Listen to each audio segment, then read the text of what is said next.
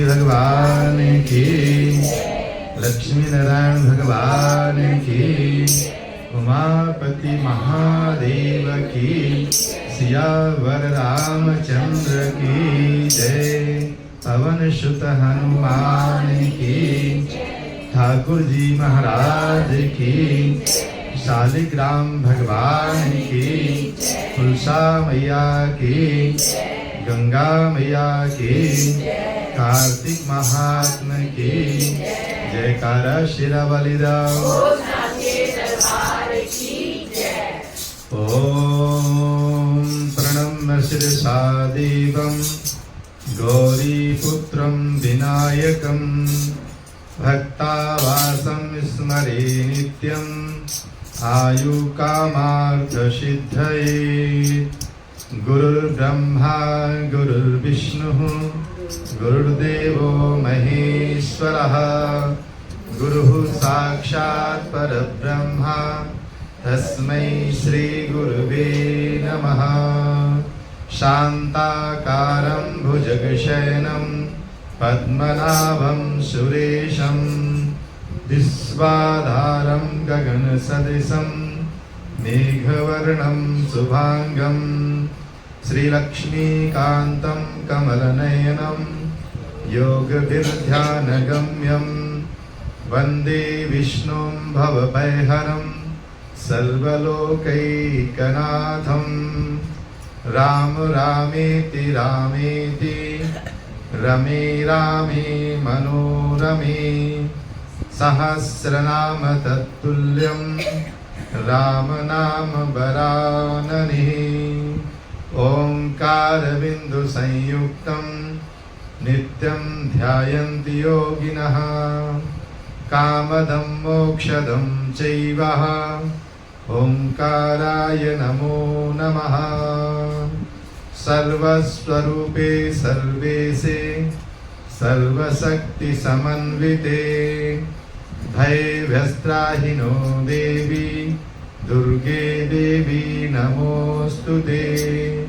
अतुलितबलधामं हेमशैलावदेहं, धनुजवनकृशानं ज्ञानिनामग्रगण्यं, सकलगुणनिधानं वानराणामधीशं, रघुपतिप्रियभक्तं वातजातं नमामि। रघुपतिप्रियभक्तं वातजातं नमामि। बोलिए लक्ष्मी नारायण भगवान की, वृंदावन बिहारी लाल की, शालिग्राम भगवान की, तुलसा मैया की, गंगा मैया की, कार्तिक महात्मा की जयकारा शेरा बलिदान। कार्तिक महात्मा की कथाओं में आप सभी लोग कार्तिक महात्मा के नियम किस प्रकार किए जाते हैं वो श्री नारद जी राजा पृथु को बता रहे हैं। नियम संयम पूर्वक जब हम अपने कार्य को करते हैं तो पूर्ण सफलता प्रदान करता है। जितना जिससे हो सकता है उतना नियमों का पालन करना चाहिए। हमारा स्वास्थ्य हमारा शरीर जितनी अनुमति देता है उसके हिसाब से हमें नियमों का पालन करना चाहिए। कहते हैं इस नियम के अंतर्गत जब हम पूरा अपना कोई व्रत कर लेते हैं तो उसमें एक विधान होता है कि उस व्रत का समापन कैसे किया जाए, और उस व्रत की समापन विधि भी होती है, उसे हम उद्यापन कहते हैं कि भाई अब हमने अपना व्रत पूर्ण कर लिया, अब हम उसका उद्यापन कर रहे हैं। उद्यापन का मतलब क्या होता है? हमारे व्रत की पूर्णता, और जो हमने व्रत किया है वो हम अपने व्रत को भगवान के श्री चरणों में अर्पण कर दें, उसे उद्यापन कहते हैं। ऐसे हम जब व्रत रखते हैं तो हम प्रातः काल नियम संयम पूर्वक उठते हैं, भगवान का व्रत करते हैं, भगवान का भजन करते हैं, भगवान का कीर्तन करते हैं, फलाहार करते हैं। ये सब करके हम व्रत को पूर्ण करते हैं। लेकिन जब उद्यापन होता है तो हमारे मन में भाव आता है कि भाई अब समापन को क्या किया जाए। तो समापन को कैसे करना चाहिए, इसमें उसके भी कुछ विधान बताए गए। कहते हैं व्रत पूरा होने के फल और विष्णु भगवान की प्रसन्नता के लिए कार्तिक शुक्ल चतुर्दशी को उद्यापन करना चाहिए। तुलसी के ऊपर 4 द्वारों का मंडप बनाकर तोरण बंधनवार बांधकर फूल और समर से उसे सजाएं। जो तुलसी आपने सेवा की है 1 महीने तक, और सुंदर मंडप बना के तुलसी माता को ऐसे बिठा लें जैसे आप लोग यहाँ पे विवाह में बिठाते हैं। और भगवान श्री लक्ष्मी नारायण का सर्वतोभद्र के स्वरूप में उनकी स्थापना करें। श्री लक्ष्मी नारायण और माता तुलसी दोनों को सुंदर आसन पे बिठा लें और भगवान का फल फूल इत्यादि से पूजन करें। धूप दीप नैवेद्य, भगवान की पूजा जो है षोडशोपचार से की जाती है। षोडशोपचार का मतलब होता है 16 प्रकार की वस्तुएं भगवान को अर्पण की जाती है। जैसे 16 श्रृंगार होते हैं, 16 श्रृंगार होते हैं, ऐसे भगवान को जो है 16 वस्तुओं से पूजन किया जाता है। उसे कहते हैं षोडशोपचार से पूजन। तो भगवान का षोडशोपचार से पूजन करना चाहिए। और पूजन करने के उपरांत जो कुछ हमारा शक्ति सामर्थ्य है, जिस लायक हमको भगवान ने बनाया, उसके आधार पे भगवान को वस्तुएं भेंट करना चाहिए। और हाथ में जल लेके भगवान से कहना चाहिए, प्रभु मैंने श्रद्धा भक्ति पूर्वक आपके इस कार्तिक महात्म को किया है। हे प्रभु, इसका जो भी पुण्य है मैं आपके श्री चरणों में अर्पण करती हूँ, स्वीकार करें। कहते हैं शंख चक्र गदाधारी पीताम्बर से युक्त लक्ष्मी नारायण जो हैं आपके इस भाव पे रीझ जाते हैं कि देखो मेरा भगत जो है 1 महीने तक अनवरत रूप से मेरी सेवा किया और हाथ में जल लेके कहता है, प्रभु मैंने ये जो व्रत किया है इसका पुण्य मैं आपके श्री चरणों में अर्पण करता हूँ। तो सब कोई किसी को धन तो दे सकता है और वस्तुएं भी दे सकता है, लेकिन अपना पुण्य देना बहुत मुश्किल होता है। अपना पुण्य अगर किसी को अर्पण आपने किया तो बहुत बड़ा काम है। और जब हम भगवान के श्री चरणों में वो अर्पण करते हैं तो कहते हैं भगवान को कोई चीज दी जाती है तो वो 100 गुना और 1000 गुना होके वापस कर देते हैं। भगवान कभी भी भक्तों के द्वारा किया हुआ पुण्य कर्म अपने पास नहीं रखते। प्रभु जी को हम जो वस्तुएं अर्पण करते हैं, प्रभु उन्हें कई गुना ज्यादा हमें वापस कर देते हैं। तभी तो हम कहते हैं, तुलसी पक्षिन के पिए घटे न सरिता नील, और दान दिए धन ना घटे जो सहाय रख दिए। एक पात्र में आप जल भर के रख दीजिए और उसमें 10, 20, 50, 100 पक्षी जो हैं अपनी चोंच से पानी पी जाते हैं, लेकिन आप उस कटोरे को देखिए तो आपको लगेगा कि कटोरा उतना ही है जितना हमने रखा था। लेकिन उसमें से सुबह से लेकर शाम तक कितने पक्षियों ने पानी पी लिया हमें पता ही नहीं चला। ठीक उसी प्रकार से जब हम कोई पुण्य कर्म करते हैं और जब भगवान को अर्पण कर देते हैं तो प्रभु हमें कई गुना ज्यादा उसको प्रदान कर देते हैं, हमें पता ही नहीं चलता। आप देखिए, अगर आपके जेब में कुछ पैसे हैं, आप कहीं गए तीर्थ में कहीं गए और आपने कुछ दान धर्म कर दिया, तो लौट के आप आते हैं तो क्या आपके लिए जेब में खर्चे कमी पड़ जाती है? नहीं पड़ती। अगर आपने अपने धन में किसी प्रकार का कोई नेक कर्म कर लिया तो क्या हमारे घर की जो आवश्यकताएं हैं वो रुक जाती हैं? नहीं रुकती, चलती रहती हैं और अच्छे से चलती रहती हैं।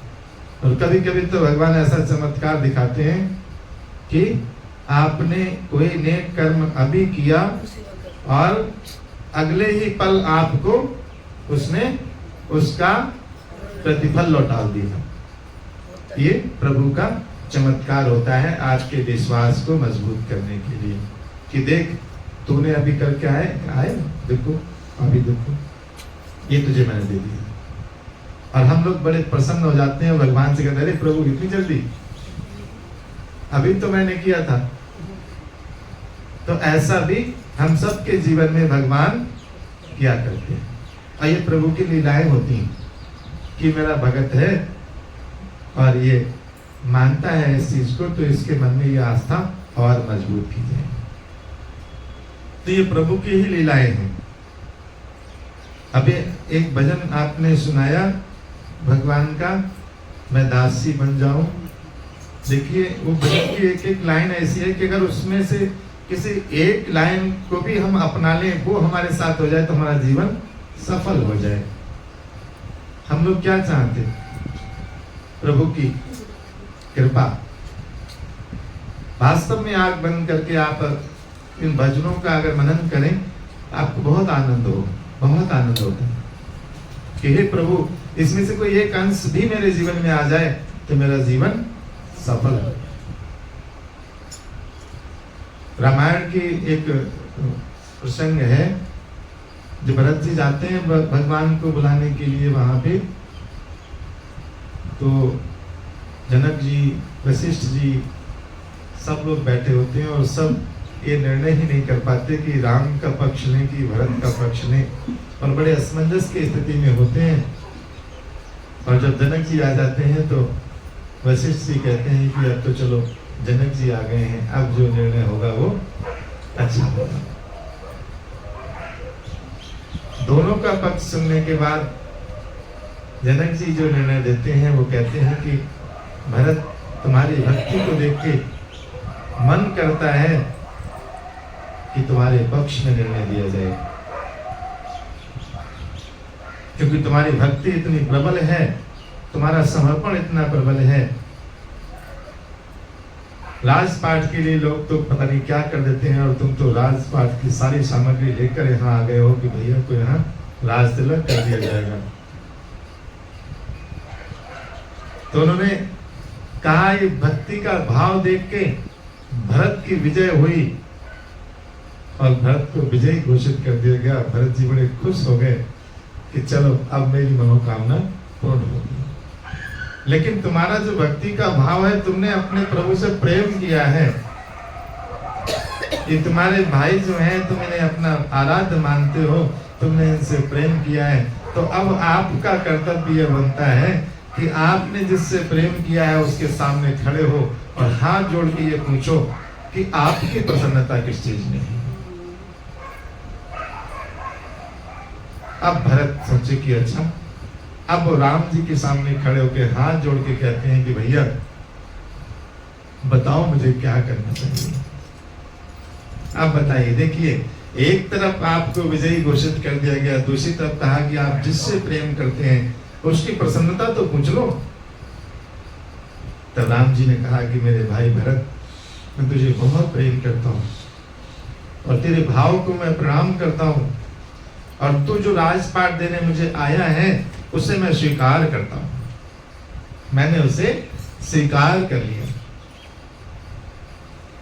भरत जी सोचते हैं चलो भैया ने भी स्वीकार कर लिया, लेकिन उन्होंने कहा मैंने स्वीकार तो कर लिया, लेकिन मेरे भाई 14 वर्ष के लिए मैं पिता की आज्ञा से बंध के आया हूँ, इसलिए पिता की आज्ञा की अवहेलना ना हो, तो मैं कुछ दिन के लिए तुझे ये दायित्व देता हूँ कि तुझे इसे संभाल, और 14 वर्ष के बाद जब मैं आऊंगा तो मैं इसे वापस ले लूंगा। देखिए, तब भरत ने कहा कि बड़े निर्मोही हो भैया, बड़े निर्मोही हो, मेरे प्रेम को आपने इस तरह से प्रदान किया। मैं यही तो हुआ ही था और अंत में वही हो रहा है, तो उसमें फर्क क्या हुआ? तब राम जी ने कहा कि पगले, अगर प्रेम किया है तो क्या मोल लगाता है? बिन मोल बिक जा, जा, इसका कोई मोल नहीं होता। तू कहता है कि तू हार गया, अरे तू तो जीत गया, अब तू इन चीजों में क्यों पड़ा हुआ है? तो कहते हैं कि अगर भगवान से प्रेम किया है तो फिर भगवान की प्रसन्नता होनी चाहिए। मेरे प्रभु किस तरह से प्रसन्न हो, मैं अपने प्रभु के लिए क्या समर्पण करूं, कैसे समर्पण करूं जिससे मेरे प्रभु मेरे ऊपर प्रसन्न हो जाए। पूजा पाठ जो हम लोग करते हैं तो उसमें हमारा भाव यही होना चाहिए कि हम प्रभु के लिए कौन से ऐसे कार्य करें जिससे हमारे प्रभु प्रसन्न हो जाए। तो कहते हैं मन में राम बगल में छुरी वाला हिसाब अगर होगा तो प्रभु कैसे प्रसन्न हो जाएंगे? भगवान तो कहते हैं कि निर्मल मन जन सो मोहि पावा और मोहि कपट छल छिद्र न भावा। मुझे तो बिल्कुल कपट छल छिद्र भाता नहीं है, और जिसका मन निर्मल होता है मुझे वही भाता है। तो भगवान के सामने हो चाहे भगवान के पीछे हो, आप कहीं भी हो, आप मंदिर में हैं तभी भगवान के सामने नहीं है, आप जहां हैं वहीं भगवान के सामने हैं। क्योंकि भगवान सदैव हमारे साथ और हमारी आत्मा में विद्यमान है। इसलिए आप जो भी कार्य करते हैं हर पल आपको ये एहसास रहना चाहिए कि परमात्मा मेरे साथ हैं। और जितने भी साधक हुए हैं उन्होंने अगर सुबह से शाम और शाम से सुबह तक इस चीज का एहसास रखा है कि प्रभु मेरे साथ हैं, तो प्रभु उनके साथ होते हैं। और जब जब कोई परेशानी उन पर होती है तो प्रभु किसी न किसी रूप में उनकी सहायता करते हैं। ऐसे ही हमारे भी साथ प्रभु हमेशा रहते हैं और हमारे जीवन में जब जब कोई संकट आता है तो वो हमें संभालते हैं। हमारा विश्वास ही कमजोर होता है और हम मंदिर में खड़े होके या भगवान के सामने खड़े होके या समाज में खड़े होके तो ये कहते हैं कि प्रभु जी सब जगह हैं, लेकिन कभी कभी हम जो कोई गलत काम करते हैं तो ये भूल जाते हैं कि प्रभु सब जगह बैठे हैं। तो अगर ये जो दोहरी सोच है ये हमारी एक हो जाए तो हमारा परम कल्याण है, और प्रभु जी पूरी तरह से हमारा उसी प्रकार ख्याल रखेंगे जैसे माता पिता अपने बच्चों का ख्याल रखते हैं। तो कहते हैं उद्यापन की विधि में विष्णु भगवान की प्रसन्नता के लिए अपनी शक्ति और सामर्थ्य के अनुसार भगवान के श्री चरणों में जो भी हम अर्पण कर सकते हैं वो करना चाहिए।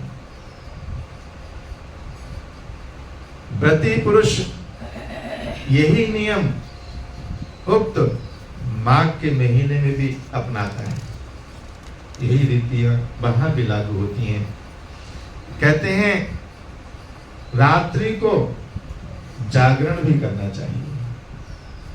अगर आपने कोई व्रत किया है उसका उद्यापन जिस दिन किया है उस दिन जागरण का भी बहुत बड़ा महत्व है।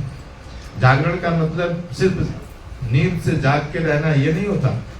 रात में आपने तटस्थता पूर्वक एकाग्रता पूर्वक भगवान का भजन किया है, भगवान का जप किया है, भगवान का कोई पाठ किया है और पूरी रात्रि आपने बिना नींद लिए एकाग्रता पूर्वक भगवान के चिंतन में लीन रहे और रात्रि जागरण हो गया। अब तो वर्तमान में जागरण जो होते हैं उसमें बस 11-12 बजे तक तो लोग खाते पीते रहते हैं और उसके बाद 1 घंटे 1.5 घंटे लोग बैठते हैं और उसके बाद फिर एक एक करके जाके सो जाते हैं और जागरण सुबह बस माता तारा रानी की कथा सुन लो, उसमें 2 4 10 लोग बैठे रहते हैं, गाने हैं, हाँ घर के 4 5 लोग बैठे रहते हैं, वो भी बेचारे आधे होंगते रहते हैं, आधे जगते रहते हैं, हो गया जागरण। सुबह सुबह जागरण वालों से पूछो, करने वाले और कराने वाले दोनों से पूछो, तो वो सोचते हैं कितनी जल्दी ये सब जाएं तो हम समेट के सोए। तो जागरण का मतलब ये नहीं होता, जागरण का मतलब होता है कि आप एकाग्रता पूर्वक, बिल्कुल आप में झपकी भी नहीं आनी चाहिए, और शाम को जो यहाँ तक खा लेगा तो उसे नींद तो आएगी। और जागरण में आपने जो 25-50 प्रकार के व्यंजन बनवाए हैं वो खाने तो होंगे ही आपको, दूसरों के लिए तो थोड़ी बनवाए, खुद भी तो खाओगे। तो जब यहाँ तक खा लिया तो नींद तो आएगी। जागरण का मतलब ये होता है कि आपने शाम को 4-5 बजे के उपरांत कुछ नहीं लेना, आपका पेट खाली होना चाहिए, और आप तब एकाग्रता पूर्वक रात में जग सकते हैं। नहीं तो अन्न का नशा तो इतना होता है कि जैसे खाया वैसे ही वो कहता है कि अब बिस्तर चाहिए।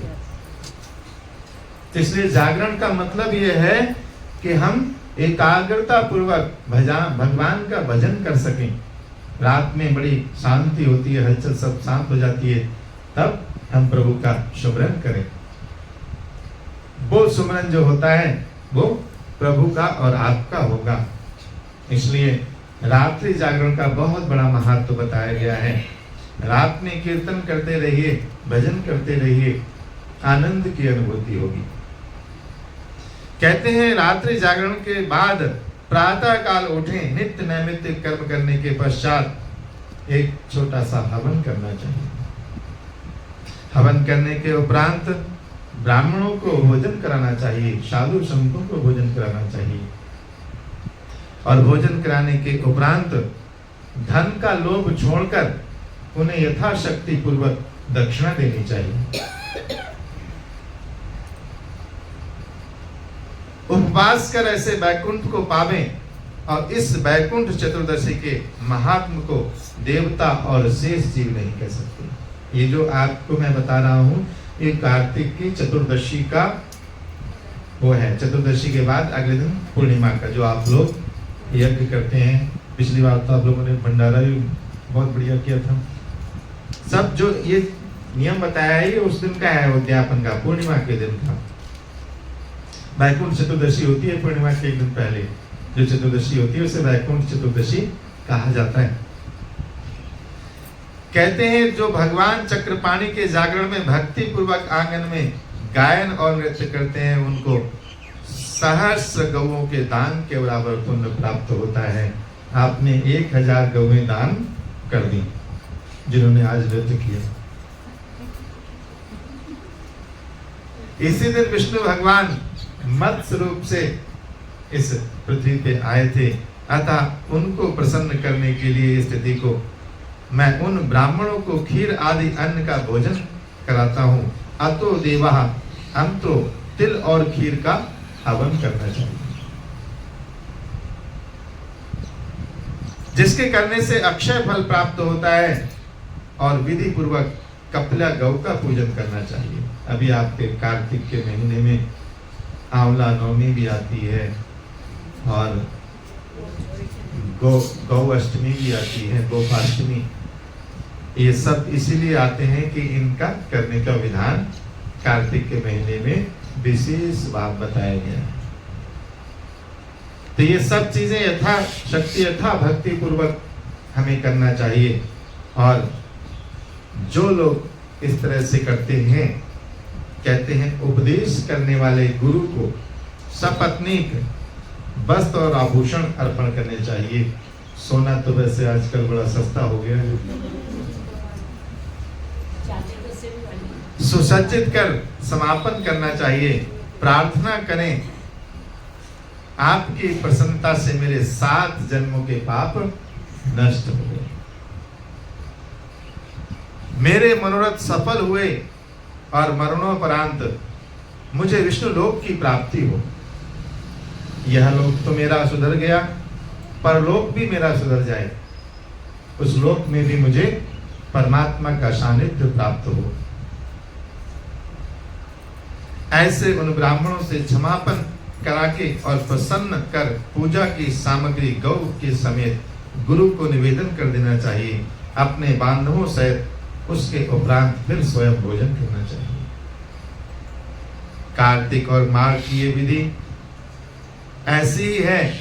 ऐसे सम्यक रीति से कार्तिक का व्रत करने वाला संपूर्ण कामनाओं से युक्त भगवान विष्णु के समीप चला जाता है। बोलिए लक्ष्मी नारायण भगवान की, बोलिए ठाकुर जी महाराज की, शालिग्राम भगवान की, तुलसा मैया की, गंगा मैया की, कार्तिक महात्म्य की, जयकारा शेरा वाली दा बोल साचे दरबार की जय।